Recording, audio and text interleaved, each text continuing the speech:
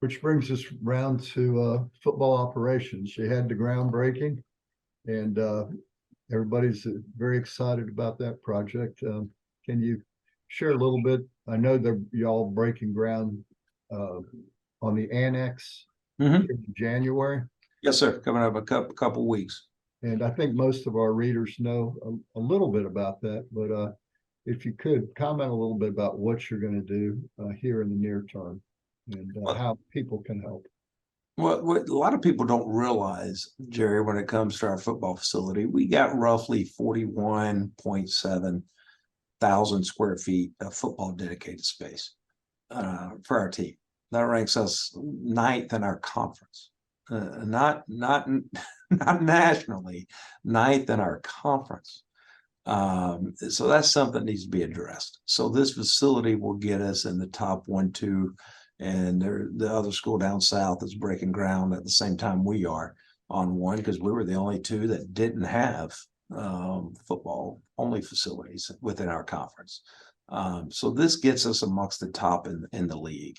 And with what we're preparing to put in the facility and the dedication we have to it, it's going to be the finest facility, not only in our conference, but in the country. And we're excited about it because everything we're putting in it is for the student athlete experience. And that's what's exciting to see. The technology we're installing. Like I said, we went and visited NFL because we wanted to see the very best of what they're doing, and how do we showcase all of that technology within this facility and make the student athletes not only perform better on the field, but also in the classroom. And we're excited about that as well. But yeah, we've broken ground already. We've already broken ground about end of November, December. We're running water lines to it. The annex building, we have to move the building on the west side, relocate that to the east side before we can do anything, and move all the power and utilities and everything to that east side. So there's a lot going on right now, but we're excited to get it going. And it's going to make a huge difference amongst all of our sports, not just football, because it gives us opportunities now to look back at Moore Center and how do we make improvements there that impact other sports. Yeah, that point right there. Interestingly, one of your donors to the facility told me that he had no intentions of donating to the football operations building until he realized that it's going to provide opportunities for other sports. Correct. By moving football into that building, you really have the opportunity to help, multiple sports. 100%. And like I've said this before, but I have sports here that have to get in the weight room at 5:36 in the morning just because of timing. But not only is it going to open up more available times for other sports, but it's going to open up more available class schedules for them as well. The trickle down impact of this facility across all 550 of our student athletes is just going to make the world of difference. Switching, I guess, kind of to the basketball sphere. I know you've talked pretty openly about the Bob Miller situation. I guess the silver lining now is that it's almost over. I guess, what have you heard, I guess, about how he's kind of handled this, and I guess your excitement level for kind of this finally to be over and for him to be able to play and actually join the team in an official capacity? Yeah, it was an amazing ruling that came down, to say the least. Very disappointing that in today's age of NIL and Austin and everything that we're doing, provide the student athlete. If he would have just came here, he would have made more in Austin money than what he paid back on that trip. So it was truly an amazing ruling that still baffling to me how that came to be. But moving forward, he's a great kid. He has handled it well. He understands it. He's ready to play. He's done great work in the classroom and took this time really to get on his class studies on top of practicing, and he's going to fit in culturally. He's a presence inside. even though he plays the 3 or 4, but he has a presence on the inside too. And you got to remember when he starts, he's an 18-year-old young man that's never played the college game, so he's going to have to grow.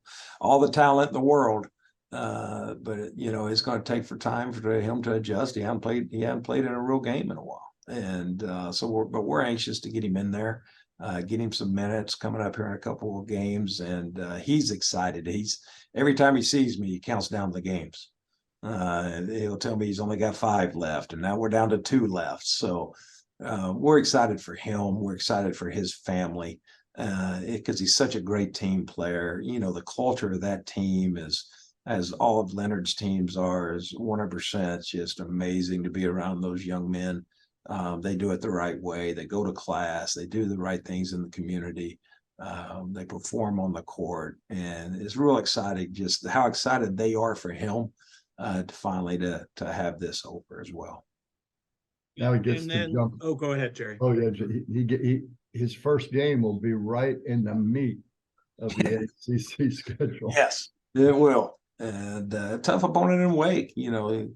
As I always tease, I always laugh when Leonard, after a 1 or 2 point victory, after he'll walk off the court and look at me and go, another ACC blowout. Because it's such a tough league, and that's what's great about our conference for the environment of all of our sports. You look at softball, and Lonnie built the ACC softball, and I'll say it. But you see what other teams are doing now. I will say we built ACC football. We were the standard, and other teams elevated their games because of what we were doing. When we came into ACC in baseball, we elevated all the baseball programs because of what Florida State was doing. And I would say Leonard's done a great job, and Brooks doing a great job. And going back to your brand, Kurt, that's what's appealing and exciting about the future of our athletic department is we're getting the right people of high character around our programs. You mentioned Brooke. I guess my final question would be, obviously you're about to have kind of coach number 3 you hired start their first season in Link. You've had to do that a lot right off the bat. But how impressed you were with Brian, what he did in his first season, obviously stepping into big shoes, and then Brooke, how she's transformed that program. They're playing a totally different style of basketball than I've ever seen them play. Yeah, Brian did an unbelievable job stepping in, and I knew he would, going through the process and getting to know him and his wife, Abby, and knowing how they would fit our culture, not only here in the department, but the city of Tallahassee and the campus.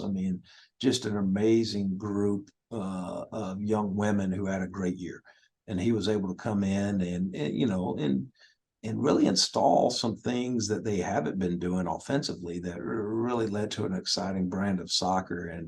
And to see where he's going to take that program, you saw a big commitment he had the other day, and he's got a couple of, once again, free agency has hit the soccer world as well, and had some big time transfers coming in that will give immediate impact. But just to be around him and to see what he's doing and how he's attending. I mentioned it, he came to groundbreaking. He came to the bowl game.